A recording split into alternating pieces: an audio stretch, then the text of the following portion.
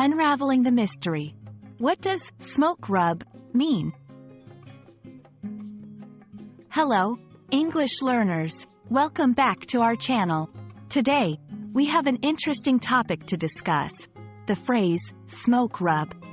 Now, this might not be a phrase you hear every day, but it's always good to expand your vocabulary and learn new expressions. So, let's dive in and find out what smoke rub means. Before we understand the phrase as a whole, let's break it down and look at the individual words. Smoke. The word smoke can be a noun or a verb.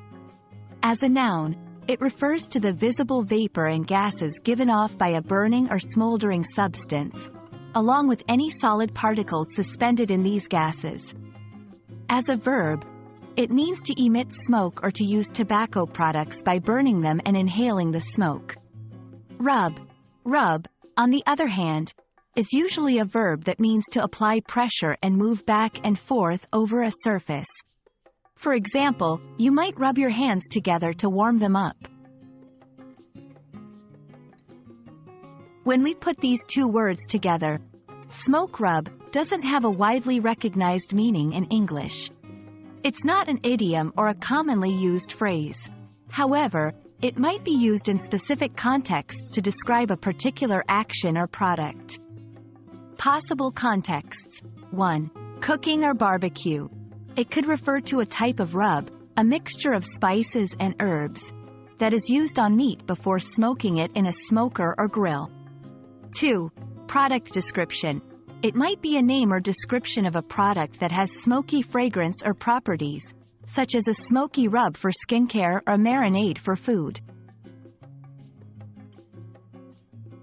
Since smoke rub isn't a standard phrase, how you use it in a sentence would depend on the context you are referring to. Here are a couple of examples. Cooking context. I used a smoke rub on the ribs before putting them in the smoker, and they turned out delicious. Product description context. This smoke rub lotion has a captivating smoky scent that lingers on the skin.